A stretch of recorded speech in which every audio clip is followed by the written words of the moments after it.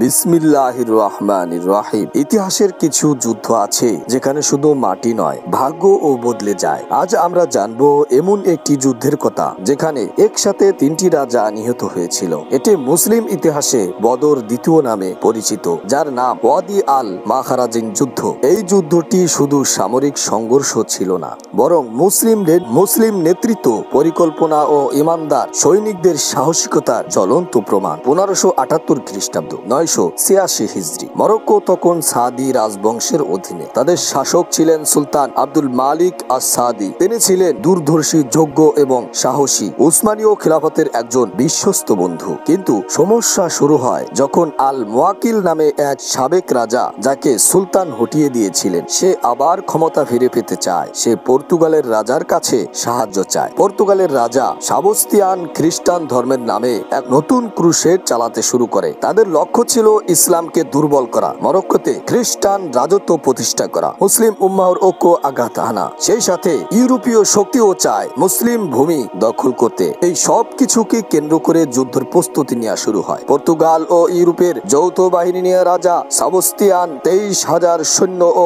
শত শত ঘোড়সওয়ার, কামান, অস্ত্র সহ মরক্কো অভিমুখে রওনা দেয়। অন্যদিকে সুলতান আব্দুল মালিক অসুস্থতা নিয়েই সৈন্যদের নেতৃত্ব দেন। তিনি তার ভাই আহমদ আল মানসুরকে সেনাপতির দায়িত্ব দেন। মুসলিম বাহিনীতে ছিল প্রায় 70,000 সৈন্য, অটোমান প্রযুক্তি, কামান, দাওয়া, ইসলাম এবং শাহাদাতের স্পৃহা, যেগুলি একজন মুসলমানের থাকা জরুরি। যুদ্ধের মূল সংঘর্ষ ঘটনাটি ঘটেছিল 8ই আগস্ট 1578 খ্রিস্টাব্দ, 30 জুমাদুল উখরা, 986 হিজরি। যুদ্ধের স্থান ছিল ওয়াদি আল মাখারাজিন, যেটি বর্তমানে মরক্কো নামে পরিচিত। যুদ্ধ শুরু হয় ফজরের নামাজের পরে। সেনারা উচ্চারণ করতে থাকে, ইয়া আল্লাহ, আমাদের শাহাদাত বরণ করাও অথবা বিজয় দান করো। মুসলিম সেনারা 3 ভাগে ভাগ হয়ে এমন ভাবে ময়দানে ছড়িয়ে ছিটিয়ে ছিল, যা একটি ফাঁদ পাতার মতো, এবং মুখে মুখে উচ্চারিত হচ্ছিল আল্লাহু আকবারের ধ্বনি। সকলেই যেন শাহাদাতের তামান্নায় বুক উজ্জীবিত হয়ে গিয়েছিল।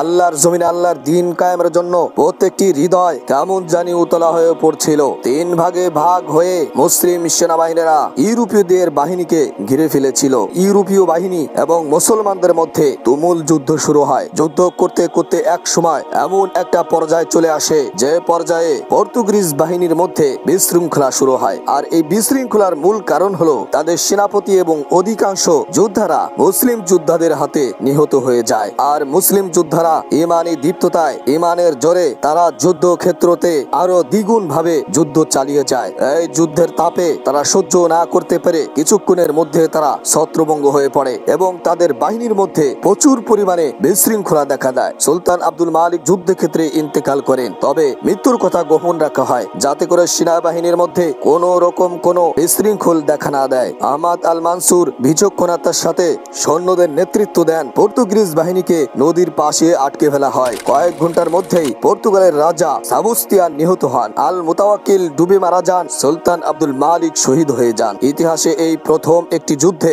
3 জন রাজা নিহত হয়েছিল। পর্তুগাল এক বিশাল বিপর্যয় ঘটে, রাজবংশের পতন ঘটে। রাজা না থাকায় তারা 93 বছর পর্যন্ত স্বাধীনতা হারায়। মুসলিম বাহিনী বিশাল সম্পদ, অস্ত্র, বন্দী এবং সম্মান অর্জন করে। আহমদ আল মানসুর পরবর্তী সুলতান হন। মরক্কো হয়ে ওঠে আফ্রিকার সবচেয়ে শক্তিশালী রাজ্য হিসেবে একটি রাজ্য।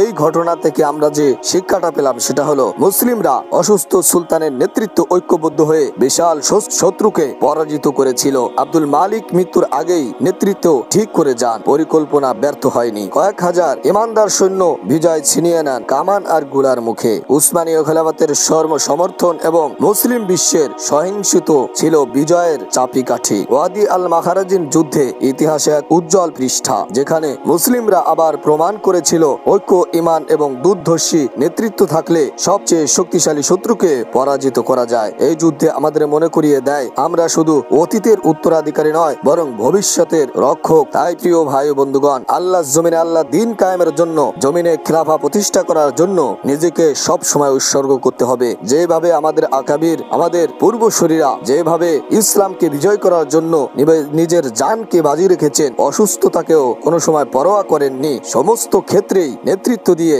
মুসলিম উম্মাহকে এগিয়ে নিয়ে গিয়েছেন, ঠিক তেমনি ভাবে আমাদেরও এই প্রস্তুতি নিয়ে বাঁচতে হবে এবং আল্লাহর জমিনে আল্লাহ দ্বীন কায়েমের জন্য সব সময় প্রচেষ্টা চালিয়ে যেতে হবে। আল্লাহ আল্লাহ রাব্বুল আলামিন আমাদের সকলকে সেই তৌফিক দান করুন। আমিন।